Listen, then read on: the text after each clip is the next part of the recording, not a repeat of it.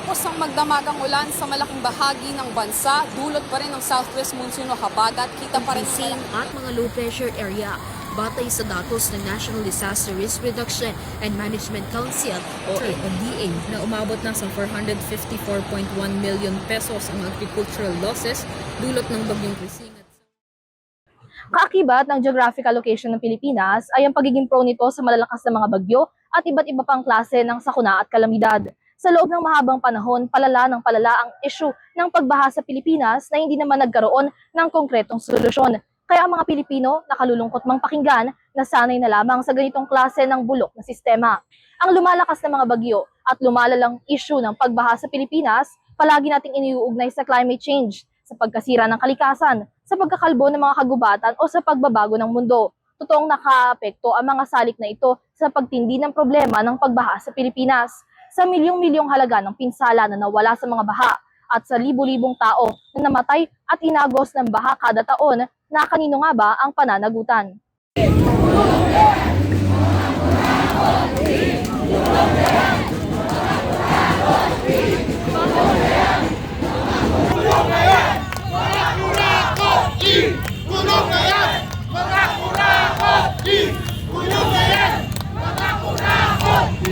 Huwag na po tayo magkunwari.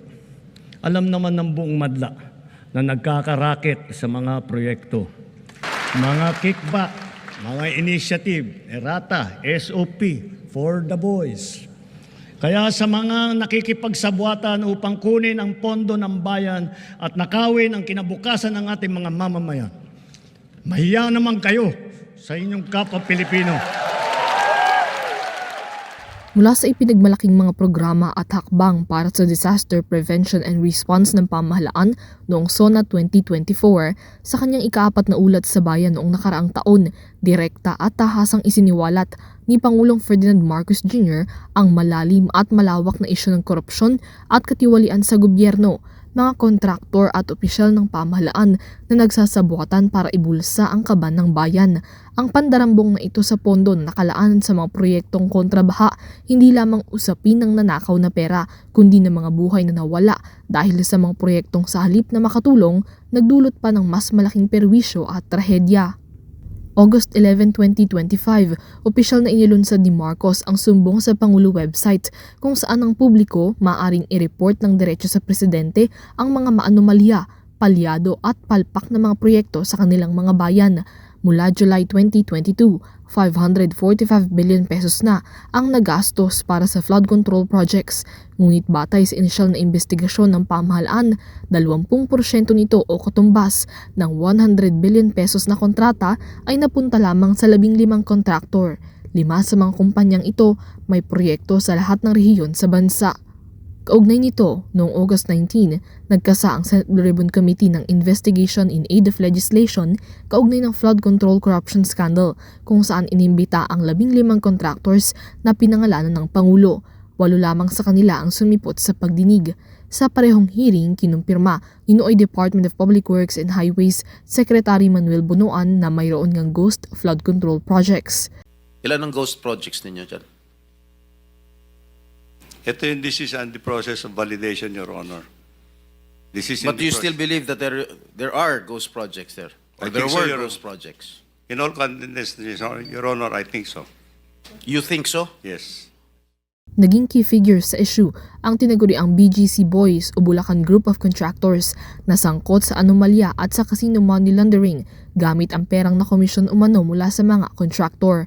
Isa rin sa mga naging pinakakontrobersyal na pangalan sa flood control corruption scandal ay ang mag-asawang Curly at Sara Diskaya na may-ari at konektado sa siyam na construction companies na pinangalanan ng Pangulo.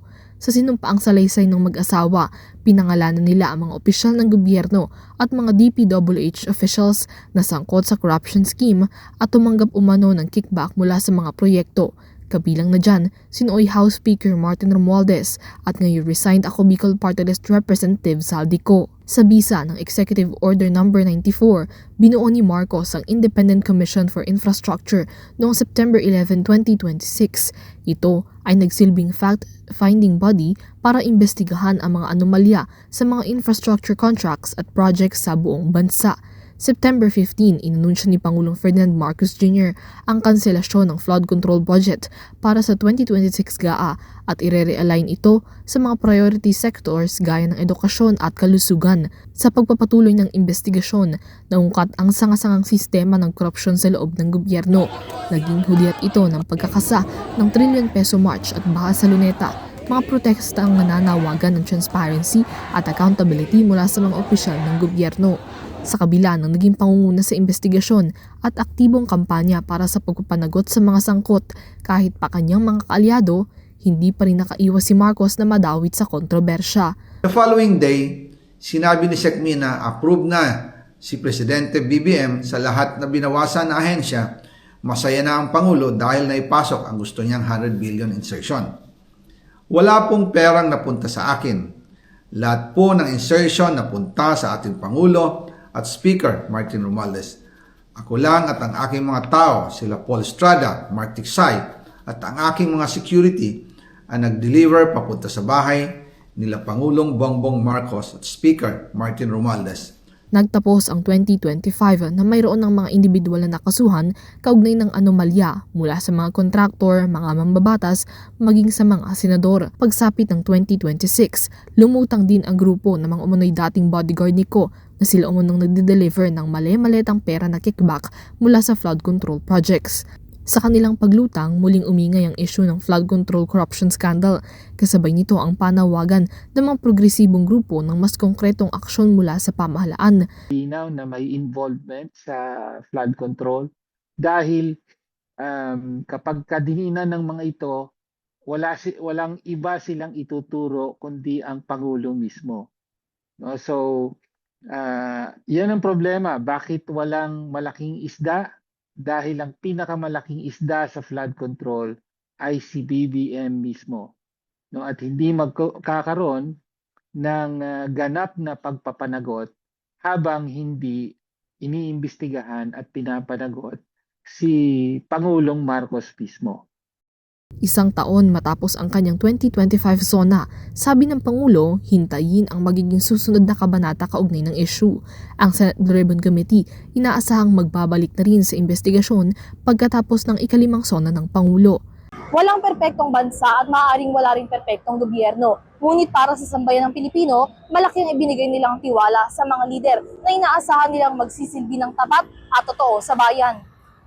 At maaaring hindi na nga mabubura ang problema ng korupsyon sa Pilipinas na mahabang panahon nang nakabaon sa politikal na sistema ng bansa.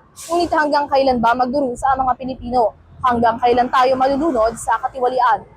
Para sa SONA 2026, Mia Layagin sumasaludo sa bawat Pilipino.